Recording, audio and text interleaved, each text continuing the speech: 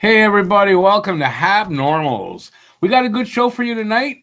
We're going to talk about Ivan Demidov a little bit. He's in the news over there in Russia in the KHL. We're going to just, go over some of the stuff that people are talking about right now. We're also going to talk about the Habs' need for a second line center going forward. It doesn't look like Kirby Doc is the guy. Ivan Demidov is coming in next year. He is going to need a center to play with him that is not going to hurt him and is going to help him. And I don't know if Doc is that guy. We're going to talk about that. We're going to do our usual things. We're going to go over quickly last week's games that weren't great. We're going to talk about we're going to give our Habs 3 stars of the week and give some predictions for next week's games. All right, and that's right here at HabNormals. Swagger down the street with your red lips and funky beat. You better hold your head up to the sky. I'm gonna roll with you till the day I die. All righty, I'm here with my usual co-host, and that is looking away from the camera, but in the hoodie down there. What's up? My co-host Matt. How's it going, Matt? It's going well, brother. Going well. How you doing? I'm doing okay, I guess. As good as can be expected with all the crap going on in the world, right? But there's a lot going. I mean, there's a lot going on in Habs world, that's for sure. Yeah. We're going to start off with last week's games. Not a great week last week. It's going to be very brief. Yeah, it wasn't a great week. We don't have to do much here. So after we record on Wednesday nights. So last week's games include Thursday's Minnesota loss, 4-0 loss. Sunday's another loss in Anaheim where they shouldn't have lost, 3-2. And Tuesday, which was last night, in San Jose, where it didn't look like they were going to win, I got to tell you, but they pulled out a 4-3 win against the Sharks, who for some reason looked pretty good last night for a good part of the game, and I was pretty sure they were gonna lose there. So, I was worried I was gonna wake up because I didn't stay up for the game last night. I was worried I was gonna wake up. They would have lost again, and I would have lost my mind.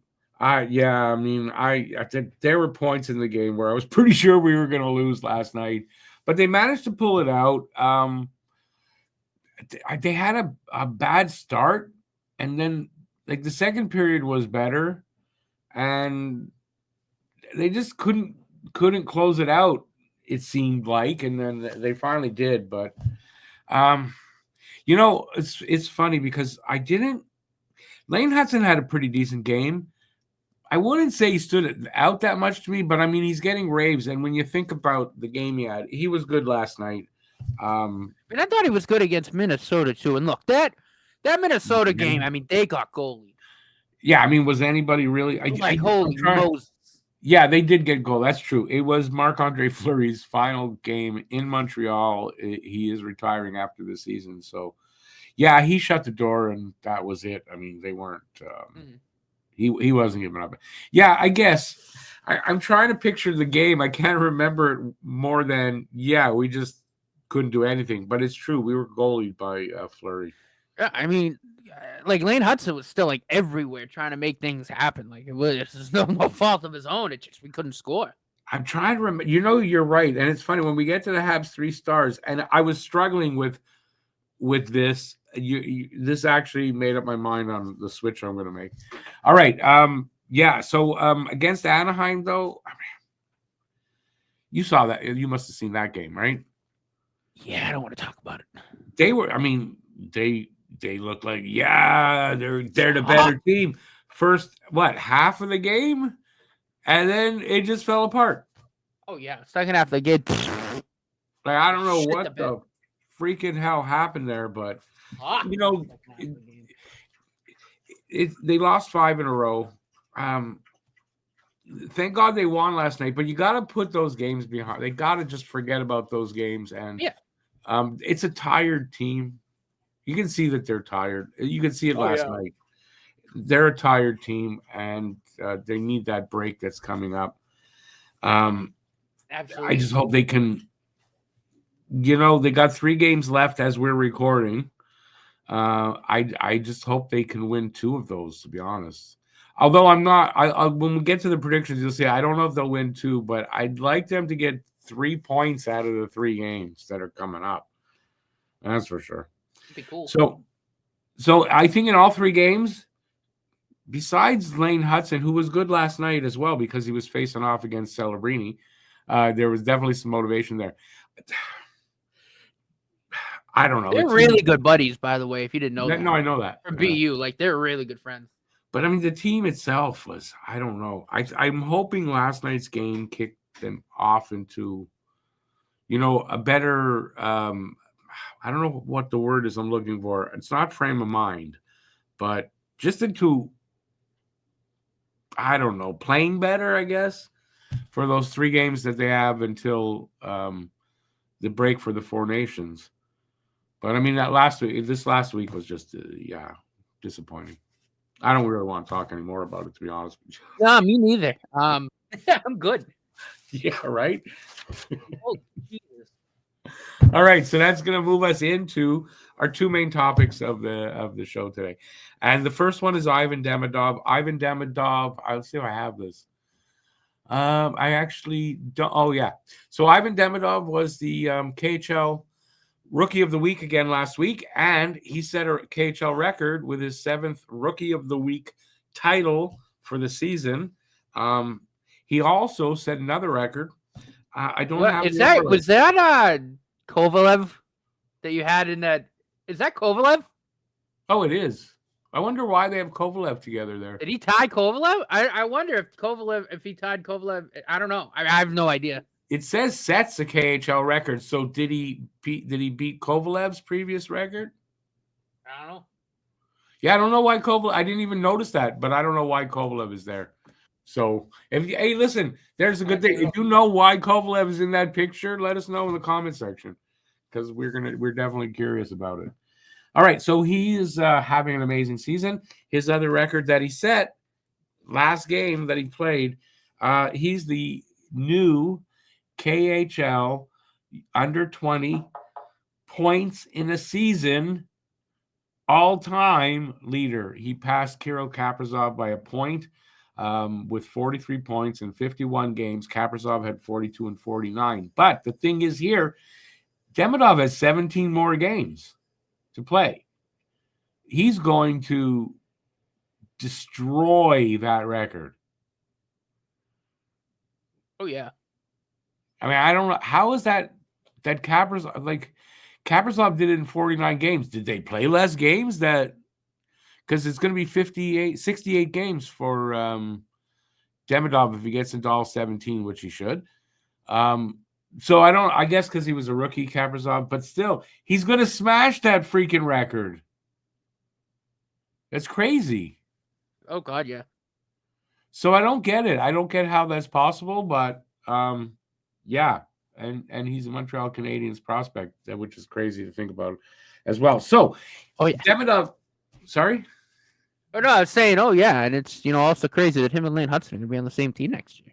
It's gonna be really crazy. Yeah, I mean, not just Lane really Hudson. There's a lot. Fun for us. It's not gonna be fun for the teams that we play. It's not gonna be fun for those teams. Well, listen, in his first season, I don't expect that to be neither. But much, with the guys he's gonna be surrounded with, though, 2-3 seasons in, the lineup's gonna be crazy good. I mean, depending on injuries can have an effect there, but Demidov I think is going to be. Well, let's get into that. Matvei Michkov, who because of Montreal, and we could have picked Michkov, we didn't, and then we got Demidov. So there's a little bit of rivalry there between the Flyers, who have Michkov, and Montreal on which player is going. You don't say. It's almost as if we know some Flyers fans that we debate this about all the time with. Yeah, our partner on the other channel there, one of them is Alex, and he is a Flyers fan, and we debate this a lot. And I know that I did, and I'm quite sure Matt agreed with me. We probably both told him this, that Demidov is going to be the better player. Is anyway, he's going to be the better player. I didn't doubt it then, and I don't doubt it now because when you look at the record now, Michkov wasn't far off that record. He had 41 points in his U20 season, so he wasn't that far off Kaprizov or where Demidov is now. But Demidov still has 17 games, and Alex's excuse is that he was recovering from pneumonia and he was on a shitty team. I don't care. He's going to smash that. Oh, yeah. And if the coach there, Rottenberg, who's an idiot, but Rottenberg, who's finally woken up to the fact that Demidov is pretty amazing, said today, I think, or yesterday, that Demidov will play every game, and he'll play a lot the rest of the way. So he's going to get a lot of ice time there. When he gets a lot of ice time, the kid he's like multi-point games pretty much all the time. Pretty much, not it, but I mean, he's pretty much 2 or 3 points. If you're giving him almost 15 minutes, every other game, every 2 games, something like that. Yeah. Yeah, if you give him 15 to 20 minutes ice time, this kid is putting up points. I mean, at least in the KHL. I'm not saying for here yet. But so how many points is he going to get? He's going to destroy that record. Oh, yeah. Like, it's crazy to think that he just broke it by a point, but he's got 17 more games. That's insane. So, I mean, how good is Demidov going to be? I don't know. We're kind of here to, I guess, gush a little bit about the potential for Demidov. Look, it's okay to brag about your prospects. Yeah, I guess brag. We're here to brag a little bit about a little bit what he's going to be like here, what it's going to do for our team. We're going to talk about, they're going to need a center. I don't think. Anyway, we'll get into that. We're going to talk about who's going to center him, basically. But right now, we're just. I don't know. Do you got anything more to say? I don't know. We do talk a lot about Demidov. Listen, this kid, he's incredible. I mean, he is. Like, I watch his highlights all the time. It's the way, and it is kind of an odd skating stride, but the way he moves, the way he uses his edges, the way he can just control the puck.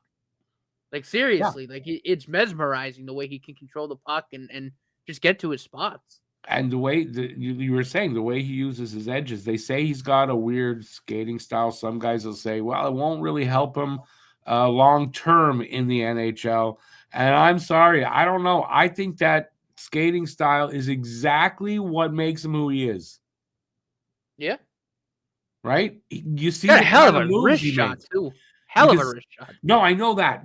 But I mean, you see the way he moves on the ice, the way he's able to get around and be where he is needed to be, where he ends up, and he's open and he can do things. That's because of those skates. Yeah. Well, not the skates, but it's the guy in them. But but yeah, and it's deceptive too, right? I think players look at that and I guess it triggers something in their minds, like, oh, this guy, look at the way he skates, kind of thing, right? And then he beats them. 1, 2, 3 guys, doesn't matter how many are there. He gets through them most of the time. So, yeah. Awesome player. I can't wait to see him in a uniform here. Can't wait to see what this kid is capable of. I mean, the sky's the limit, really. And well, I mean, the guy with the caliber of players he's going to be playing with when he gets here. Yeah. I mean, yes, obviously we need to. We'll get into the talk about who's going to center that second line with him on it. But I mean, that aside, playing with guys like Caulfield, Suzuki, Slafkovsky, Lane Hudson on the back end, like on that power play unit. I mean, he's going to have ample opportunity to put puck in net and pass puck, and then puck goes in net. Like, it's, he's going to have ample opportunity. He really is going to be in a really good position to succeed. Now, so let me ask this question, because I think a lot of people would be wondering this. In your opinion, what's his first season going to look like? I don't know. Like, it's, I don't want to, I don't want to sound hyperbolic or anything. Like, I'm not going to go crazy, but with the skills he possesses, if he can slot in and really kind of, get chemistry going, like, he could wind up having a really, really good season. I mean, I think he's probably even though it's way too early to say, but he's probably the favorite for the Calder next year. I don't know who else would be rookies. I would think he's got to be up there. He's But going to he's be one of the definitely, favorites. he's probably already at least, a favorite to be a finalist. But yeah, I mean, I think again with his skill set, once he gets comfortable, I mean, the sky's the limit. I mean, I think this kid can do a lot. I don't think we've had, a talent like this in the organization. I mean, certainly not in my lifetime offensively. I mean, it's been. I mean, you got to think back to maybe the 80s. I don't know. I wasn't around then. You could say Alex Kovalev, but I mean, even Kovalev, who was good here, when he was first in the league, was also a little better. So a guy like Kovalev, but I'm going to say, in my opinion, what I think he's going to be like. I'm not saying it in his first season, but this kid is probably the best talent since a guy like Guy Lafleur. I think he has that kind of skill where he's going to be that kind of a great player. Put up rack up points, just be a great player for a long time. The potential is certainly there, man. And yeah, because like I can't think of, and again, I mean, this is obviously no disrespect at all to Suzuki, Caulfield, those guys. I mean, those guys are going to be point of game guys. Once they hit their stride. I mean, I think so. Right. Suzuki's probably going to be a point of game guy this year, but I mean, Demidov's just I think another tier above that. Yeah. Or at least the potential's there, and you've got the potential. Yeah. Like you said, I don't think we've had a player in the organization like that probably since Guy Lafleur, right? Yeah, and I'm not saying he's Guy Lafleur or anything like that, so nobody come down on us for that. But we're talking about that type of raw talent. Yeah. Talent level. This kid has the potential to have a career like that where, you're just going to marvel at him. And, I don't think we've seen a player like that legitimately in Montreal since Guy Lafleur. Now, am I crazy? Am I being hyperbolic like he's saying? Maybe, but I really don't think so. I mean, the potential's there. The talent's certainly there. And, again, I think the group of guys he's going to be playing with. Yep. Again, like Lafleur, right? Lafleur came in surrounded by great players. And then look what he did. I think this guy comes in and has the potential to do the same thing. I'm not saying he will, and believe me, I'm not saying he's Guy Lafleur. But, we don't know yet. We just don't know what he's going to. You look at his highlights, you look at the talent level and who this player is, and you think of all the players that he is going to be surrounded by here, right? I mean, and man, I don't even. I mean, that's the only guy I can think of. He could unlock the talent he's going to be surrounded with when he gets here. I mean, he could he could unlock even a next level with the guys that'll be around him, legitimately. And he could. I can't wait. Like I'm over the moon excited to have him come in here. I mean, the first power play unit's going to be really unfair. Yeah, it's already sorted. Well, it's fallen off a little bit, but you had him. Yeah, but you add a talent like that onto it. I mean, Jesus. It is. I think it's unfair for the rest of the league. His playmaking ability is fantastic too. Yep.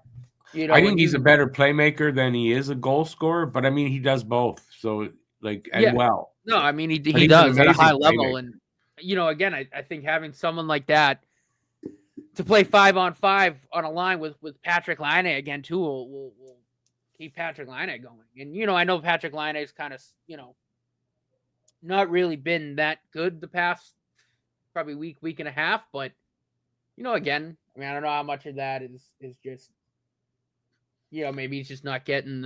There's some information out from Eric Engels on Patrick Laine there. I just saw that. Wasn't that encouraging, to be honest? But I want to talk about it here. It's not. I don't want to diverge from our topics, but I think you're right. I think a player like that, though. So whatever these knocks that are coming out right now about Patrick Laine, a guy like that could fix that problem. Having them together, paired up, and then if you get that right center in the middle there, yeah. So, but if anybody is watching this and go, well, why are you being so mysterious? Just look it up. It's Eric Engels is on. I think it was on the Sick podcast with Tony Marinaro talked about this. But I don't want to get into that here because we're not here to talk about Patrick Laine. We're here to talk about Demidov, and we're going to a bit about Laine. But when we get to the second line center thing, it's going to be we'll be talking about that, which we should probably move into at this point. Yeah. Well, no, because we'll continue talking about Demidov anyway, but he's going to need a quality center, right? Because having him here to play with anybody other than Suzuki makes no sense at the moment with what we have here, right? Because I don't know about you, but as much as I want Doc to be that guy, and he may still be that. He may. Next season could be totally different for him. But right now, I don't know how you make that decision to say, yeah, he's the guy. We'll go. I don't know. If I'm them, I don't know. I'm looking for somebody. Yeah. No, and that's no disrespect to Kirby Doc, but no, I think you're right. I think you need, I think you need a center there that's, just has more of that playmaking ability. That's not to say Doc doesn't, but Doc isn't, he's not there as a center. I don't really think he's that particularly good on the dot.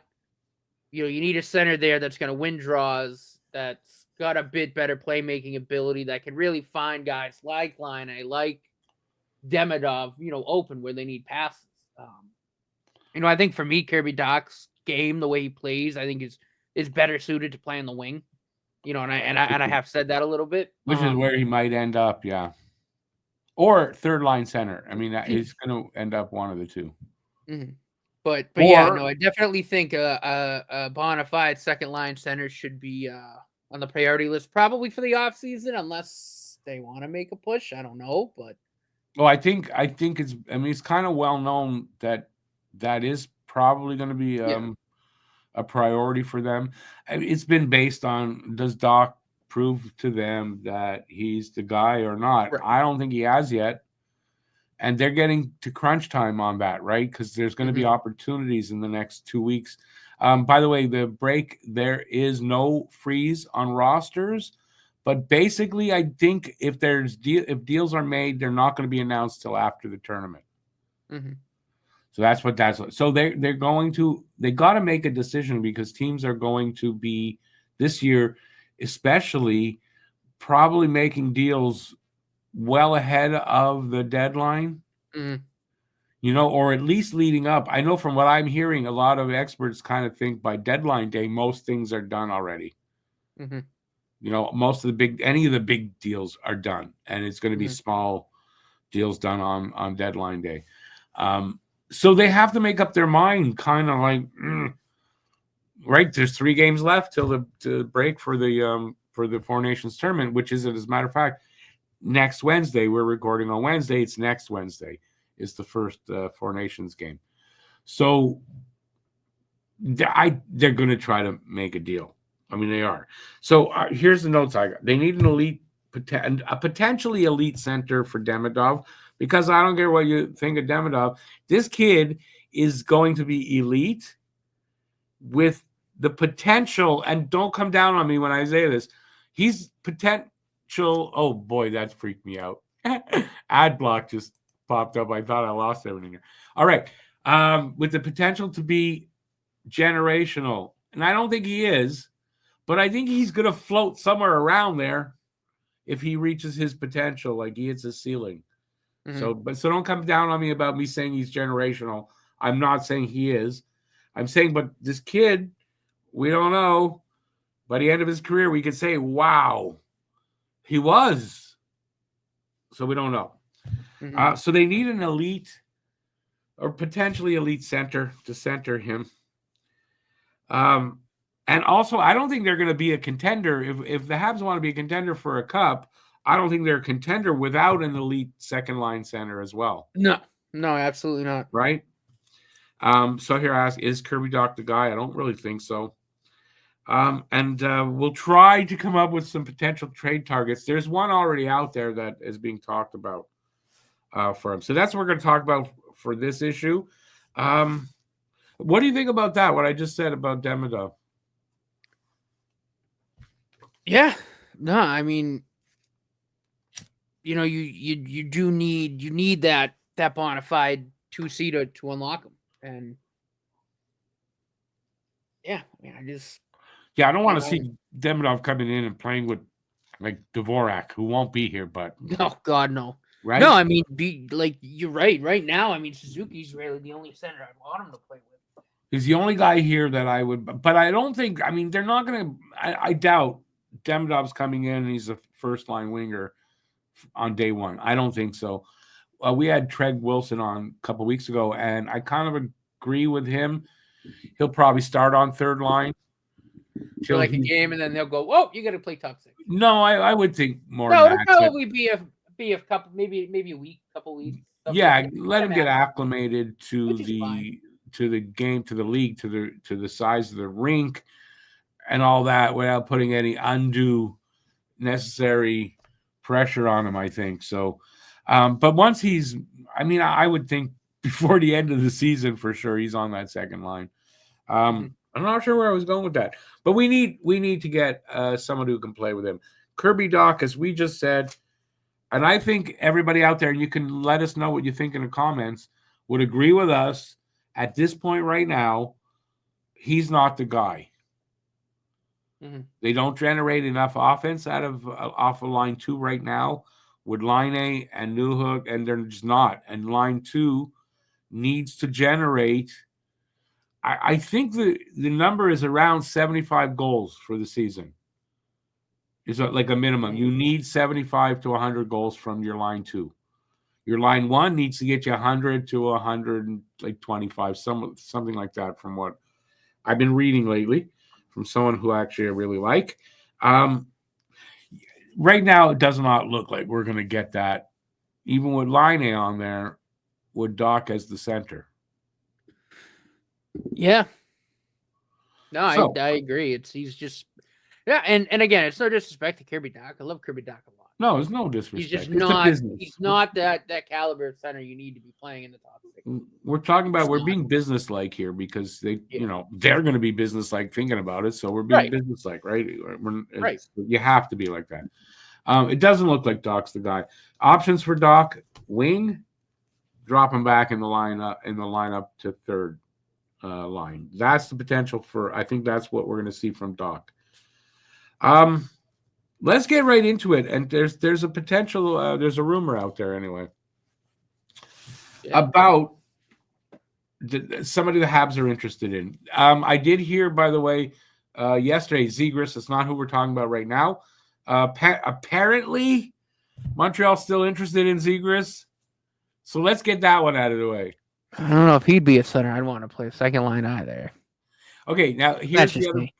But here's a problem. I don't think I've heard this before from people. For me, with Zegras, aside from the other stuff that are rumored about him, he's not big enough. You got Nick Suzuki, who's your number one guy. He's 5'11", right? You need a second line guy to be big. Yes, 6'2" plus, in my opinion. It's got to be you want, if you can, right? You want a guy that's 6'2" or more. To be your second line center. So I don't think Zegras is close to that. I think he's the same size as Suzuki, height wise. I think you're right. 5'10", 5'11". He's about my height, yeah.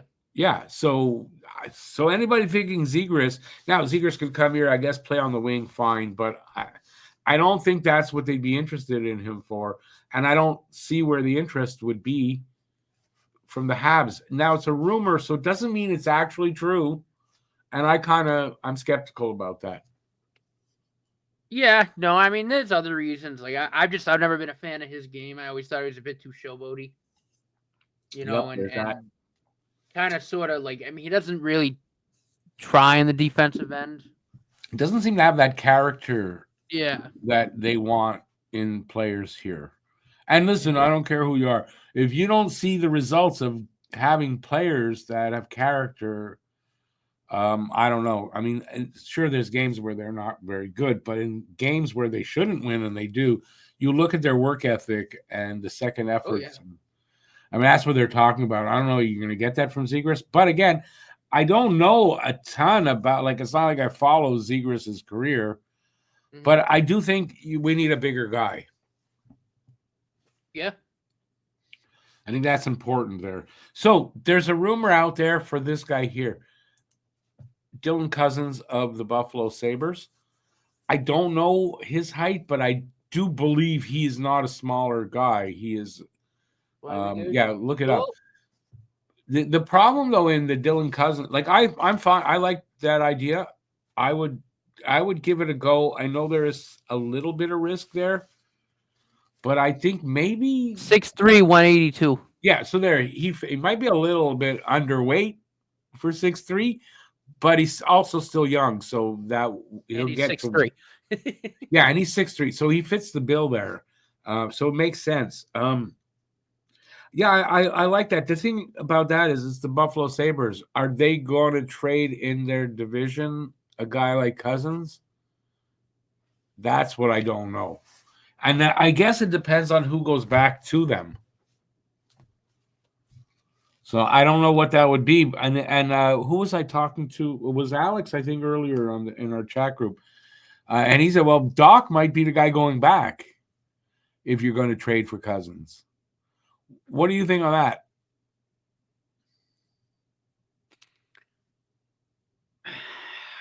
I can't say I'd be opposed. And I say that because if they don't have a spot for him on the wing, I mean, next year they won't unless he plays on the third line. Well, I can see that. Like, yeah, they might bump him down to third line center. I mean, At least to get him contract. I mean, maybe. But at the same time, if you can bring in a player of Dylan Cousins' caliber, I mean, your top six is set now for God knows how long. I would guess. I would guess you're right. And, you know, I would say... At least that's my gut feeling about it. Not that I'd want to trade Doc, but if that's what it took, like, I think in the long term, again, because you would then have your top six set, I think it would be better. Yeah, I would say that if it happened, I might be a little bit upset at first, but quickly probably get used to it. And, you know, let's put it, if they're trading for Dylan Cousins, you got to give something up. You do. And look, I mean, Owen Beck's tearing it up in the AHL right now. You got to think he's probably going to get a shot next year. Well, wait, you didn't see Owen Beck play last night, did you? Owen Beck looked good last night. His fourth game in the NHL. I wasn't up for the game last night. No, but it was his fourth NHL game, and he looked like he took a step up from game 3 to game 4. I believe it. I mean, the kid's got a ton of talent, and I mean, if he was that good last night, like I said, I mean, it's not going to be long before he's going to be playing regular NHL minutes, and you got to think probably the third line center. He potentially could stick around the rest of the season. Yeah, from what I'm hearing.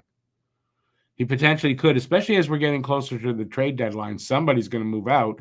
There's probably going to be room for him. So even if they do send him back down, I could see Beck back up here after the trade deadline.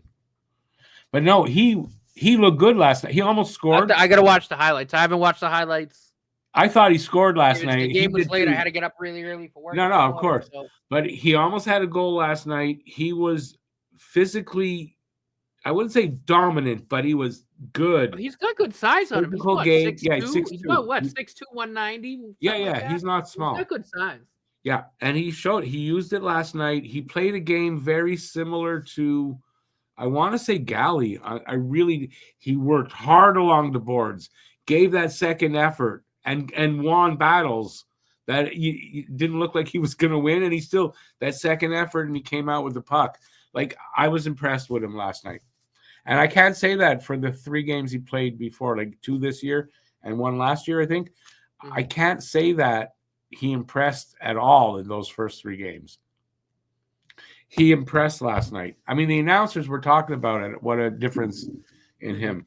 So yeah, you're right. I mean, Beck is going to be here, like more than likely. Beck makes the team next year out of camp, right? And then and more than likely, Devo's gone.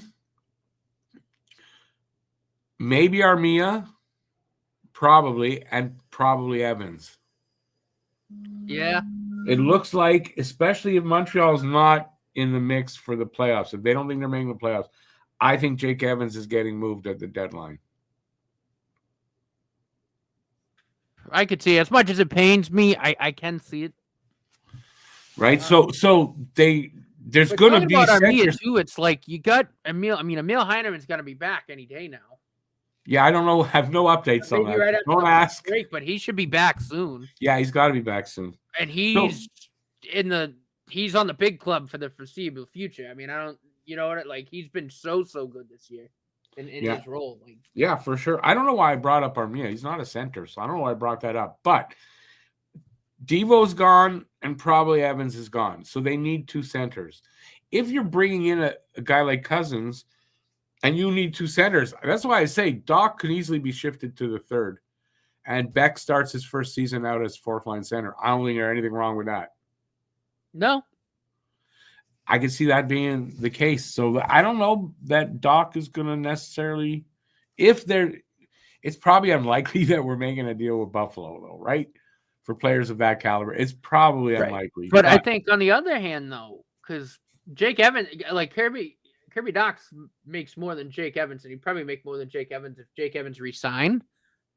Well, Like, Jake who's Evans, to say you don't move Doc in a Cousins deal, and then Jake Evans plays 3C back at the 4C, and the thing is with Jake Evans, though, like Jake Evans is a premier penalty killer.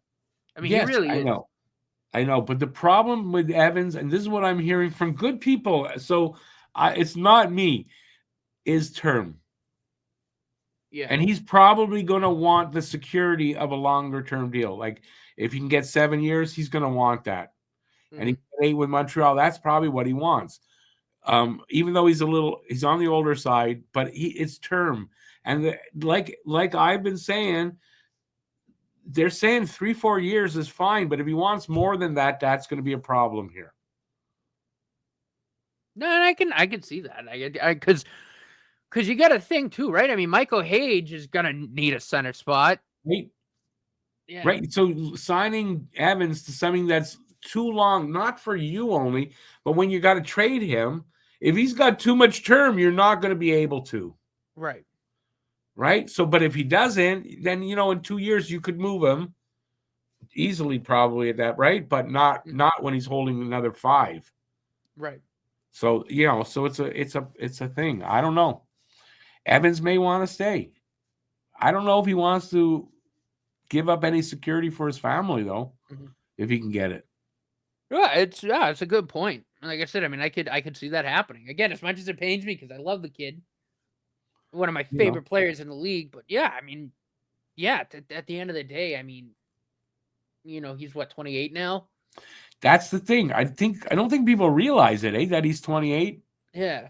So he's not young. With that coming up and Michael Hage in a couple years, like, yep. Yeah, just really not like 3-4 years down the road. Really there won't be room for him. There probably won't be room for him in 3-4 years down the road. And then when you think about it, if you're going to have to move Evans, I could see them re-signing Armia because it would cost them less than he's making now. I don't think he's going to get 3.5. He'd probably get 2.5 around. From the estimates from there, I don't know. There's a website that estimates term and salary for everybody coming up. I think he was estimated at 2 years, $2.44 million a year. I think that's fair. Yeah. So Armia at that price for 2 years, he's that premier penalty killer as well. So you don't lose a ton, right? I could see them doing that and moving on Evans because I think Evans looks like Evans. You can probably get a first and something with that. More than likely. I mean, because how many teams, especially contending teams, need a premier penalty killer like that? How many contending teams are going to look at Evans and go, geez, with that guy, we maybe could win? Like that guy could be the difference Well, on a yeah, I team mean, that look at is some of that the close. contending teams now too with shitty PKs. So I think Evans is going to get moved. I really do. As much as I like the kid and he's great, but I could see the return being good enough that they're gonna and I think he's gonna want the term as well. So No, so it's certainly possible. And again, like, I mean, it would suck. I would still root for him. Like, I'm a Jake Evans fan for life, but I don't dislike Jake for other Evans. reasons besides that he plays for the Habs. But I don't dislike him because they might move him. but yeah, it's a business. The way that they're building the team longer term, I mean, it does make sense. Yeah, and with what they've got coming in the next, look, Hage is gonna need to be. He's not gonna stay in college forever. The way he's playing there, next year he's gonna leave probably, right? Yeah, if he puts up a similar season of this year, yeah, right. He's probably leaving college. So you got him coming. Who else did we mention? There's like 3 names that were mentioned. What I was reading, and I think they're moving on Evans. I mean, depending on if Oliver Kapanen takes a step too. There's another one. Oh, in the mix. Yeah, that's right. Kapanen is the other guy. You got Kapanen, you got Hage, and you got who was the other one now? Shit. Owen Beck. And you got Beck coming in. You got guys here that are going to fill those roles. Yeah, Josh you know what? Waugh I'm talking play a little bit of center. He's more of a wing, but again with Josh Waugh, you still get a really good penalty killer. I'm talking myself into the moving Doc for Cousins. It actually makes more sense if they are going to make a move and get Cousins. No, it does. And like you said, I mean, you sign Armia for cheap, and if Josh Waugh, really kind of makes that step and can stick with the big club, I mean, you're not going to lose a lot in penalty because I think Josh Waugh's a really good penalty killer. Yeah, listen, Jake Evans isn't the only good penalty killer out there. That's number one, right? So I think at that point, but he is a damn good one. Yeah, I'm not taking anything away from him, but the return and the fact that you don't have a spot for him in a year or two means they probably got to move on him. Yeah, and I could see a team. Who was it? We just played a team. One of the top team. Was it Winnipeg? No, not Winnipeg, because he and Mark Scheifele would fight in the locker room. Yeah, not Winnipeg. Not Winnipeg. Was it maybe it was Minnesota. There was a team that we played that's actually like recently that's like in the top echelon of the league, and their PK is only like 60%. Or not 60, sorry, 70. It might have been Minnesota. It might have. I think it was. But like I could see a team like that going out. Maybe it's not good. Like a team like that. I mean, that'd be like if Bill Guerin calls up and says, "Hey, here's a first round pick in I don't know whatever so and so for Jake Evans." Like I don't know how you say no to that. That's the point. Yeah, that's the whole point. Yeah, and I think I think that you need a player like you're right. I think teams will look and go, we need a player like that in the bottom 6 to win. Yes, penalty killer like that. Yeah, absolutely. And it's not that Montreal couldn't, but Montreal's not winning the cup right now. And he's 28. By the time they're going to win the cup, he's going to be in his 30s. So right, and I mean even Owen Beck in his own right, I think he's a pretty solid penalty killer. So it's like you're not really losing that much. Nope. Experience, yeah, sure, but again, too, and as much as I love Jake Evans, like I think Owen Beck and Michael Hage are both more offensively talented than he is. Yeah, and they're also, like I said, pretty good on the back end too. Back more so than Hague, but still, like. So I think the trade-off there, you get more offensive upside, and you're not really losing much on the back end. If that makes sense. And that's the whole point, right? Plus, honestly, probably in my opinion, I think Evans is going to price himself out. He's going to cash in, and deservedly so. It's not a knock, deservedly so. But I don't, even with the cap going up, I don't know if that's smart money at that point here. Mm-hmm. That's the point I'm trying to make. And you don't want to sign him for too much that you can't move him if you have to sign him for term, right? You don't want to have him at the end of the contract that he's making too much. Like, Although by then the cap's really going to be high, so Yeah, no, I mean by then if he's making like $3.5 million, that's it's that's nothing. pennies. It's really nothing. Yeah, when you think about that. But still. Okay, so now we've gone over all that. We've talked about Dylan Cousins a bit.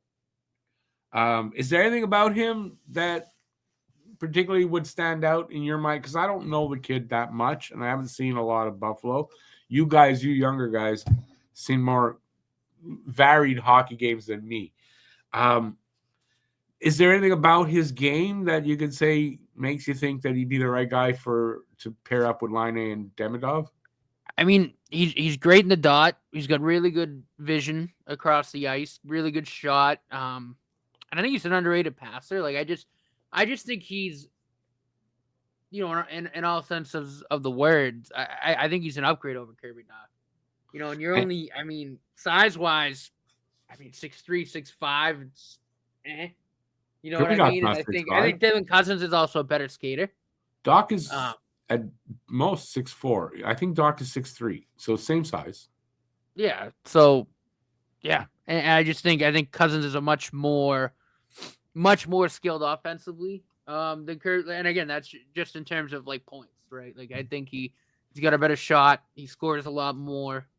And again, I think he's got a really, really good pass, and I think he'd be better equipped to kind of unlock, what we know Patrick Laine can do, and Ivan Demidov really kind of unlock maybe a next year for him. So I think it would make sense to bring in a guy like Dylan Cousins. That's not to say they will get him, but it makes sense that why they're interested. Anyways, they're one of the teams. Absolutely. Apparently, there's I don't know what did it say. There's 3-4 other teams interested, of course, in a guy like that. And apparently, he is available. Was it the other day? I saw something that said that he is available. They're willing to talk about it anyway, which makes sense. That's why there's so many teams interested. Now, do you have any ideas of any maybe other targets they might be able to look at or potentially try to go for? I was home all day. Well, geez, I was busy and I didn't have time I wanted to go through some rosters and look at that, and I just didn't have time for that. Mm-hmm. You got any other ideas of centers? I can't think of anybody offhand, but I know me neither. There are young centers on teams that aren't that either they don't really have a spot because there's too many guys ahead of them. For whatever reason, they're not getting the opportunity. Maybe they're underperforming in the not getting the opportunity. There's guys out there that are there for them to try to acquire. I do think in the offseason, Montreal will do their, if not at the deadline, Montreal will be trying to acquire a second line center, a top quality one. All right. Let's move on to Habs 3 stars of the week. And I forgot to load that up, but hey, I want to play it because, hey, I made it. So it's time for a Habs 3 stars of the week. And those are for the games that were last week, and that was Minnesota, Anaheim, and the San Jose game. I'll let you go first with give your number 3, and then I'll give mine.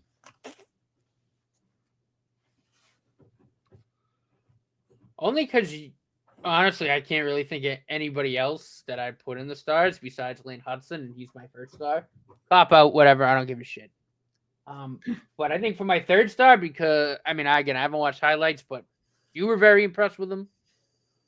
So why the hell not? I'm going to go with Owen Beckett, number 3. Why the hell not? Okay, but you didn't see him play. How are you doing that with a guy? I can't. Like I said, I can't think of really anybody over the past spate of games besides. In other words, you didn't prepare properly. That's okay. That's fine. Owen Beck's fair. He had a really good game. He did. He had a really good game last night. I got to say. I'll do my number 3, then we'll do them like that this week. For my number 3, I'm going to go with. I'm doing them in pairs, except my number 1. So you're getting pairs. My honorable mention and my 3 and 2 are in pairs. Suzuki and Caulfield. I thought they combined for some good stuff this week, even in bad games, whatever. But they were good. Caulfield has been all over the place, playing well. He's so fast. He's a playmaker this year again. And yeah, I just think the two of them had a decent week. Yeah. Who your number two? Again, man, it's tough. I do like Caulfield and Suzuki there.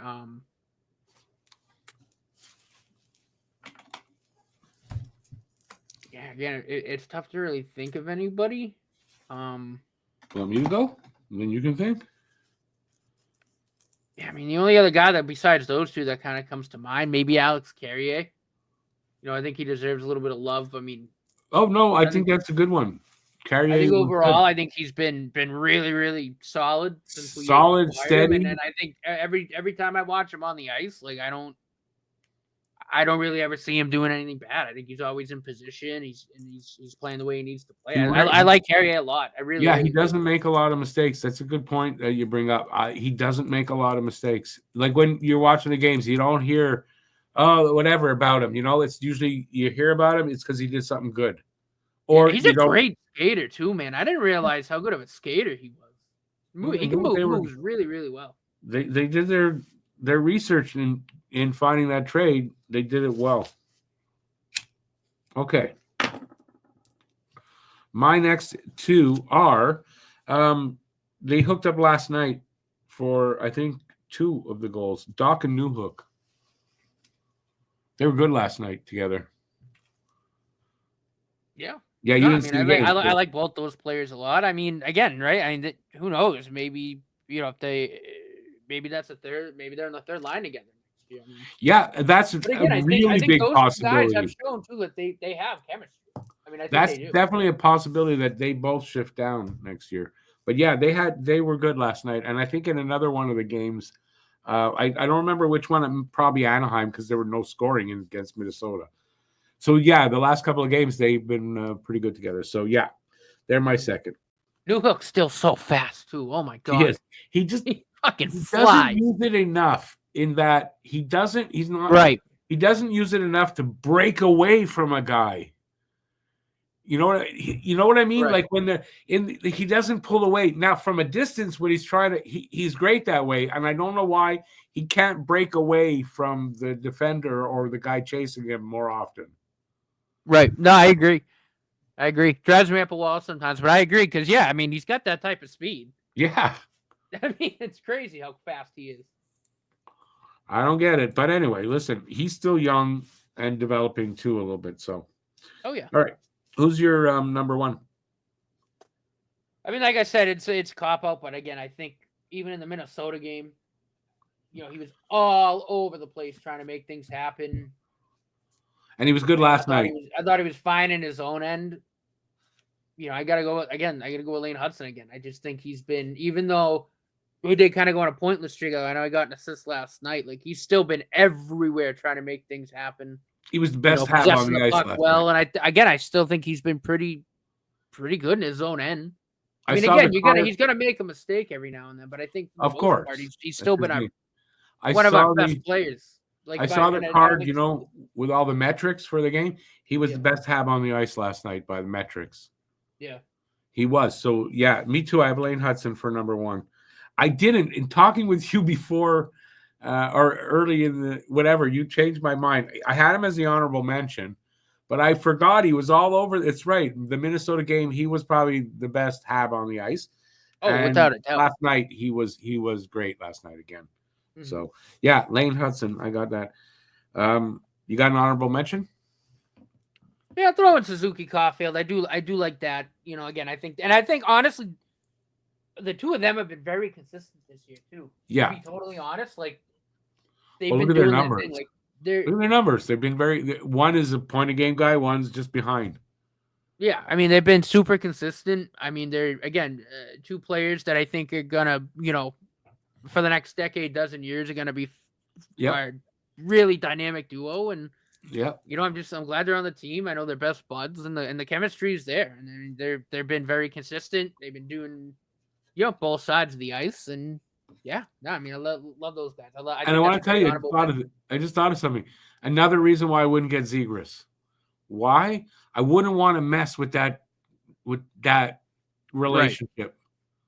because that could happen, right? You bring in, and now you've got a pull either way, maybe for Caulfield, right? Why mess with that?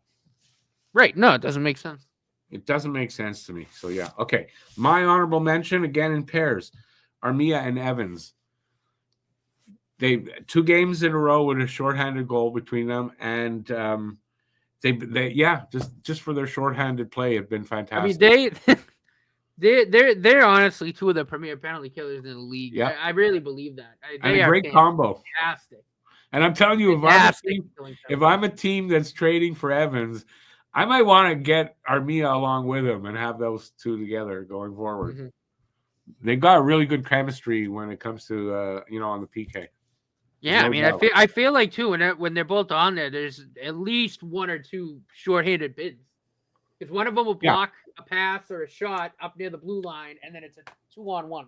Yep, that's what happened. That's exactly how they got it last night. And by the way, if Armia tonight's game, if he gets a shorty, for not NHL history, but he'll be the first player to have 3 shorties in 3 games, 3 straight games in the Habs franchise history. Now, I'm sure it's probably not going to happen, but you never know. And that's not an easy feat to get 3 shorties in 3 games. No. Definitely not You easy. typically don't want to have to score short-handed goals. No, but hey, listen, it was the winner. I mean, in a way, it's cool, but in another way, it's like, can we stay out of the fucking box? Yeah, I don't think it was that bad yesterday, though.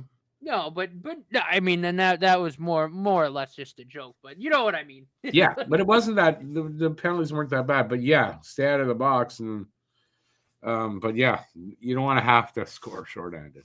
They didn't have to. It was tied up. I'll tell you this: if you have a hockey team and you're scoring a lot of short-handed goals, I think you got other problems. You got along with we got great penalty killers. We got a problem with our discipline, which has been a Habs problem all season.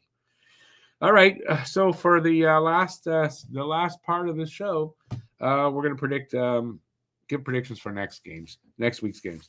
So we've got LA Kings tonight. So we're recording this Wednesday. They're in LA, 10:30. I hate 10:30 starts. Saturday, they're at home to New Jersey Devils at 1 p.m. So if you didn't know that, it's a 1 p.m. Saturday start, and the same thing on Sunday versus Tampa Bay at home. It's Super Bowl weekend, and this is the tradition. So tonight, Saturday, and Sunday, LA, New Jersey, Tampa. How do you think it's going to work out for the week?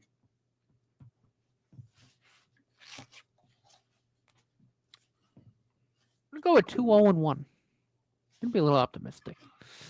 2-0-1. A win against Tampa, because this season we just seem to have their number. I don't know why.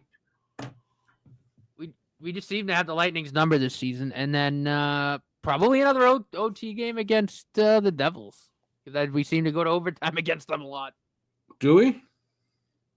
Yeah, I think we got OT twice against the Devils this year. Maybe I know at least once. Okay, I didn't know that. Yeah, all right, well, I'm a little different. I think they're going to beat LA tonight.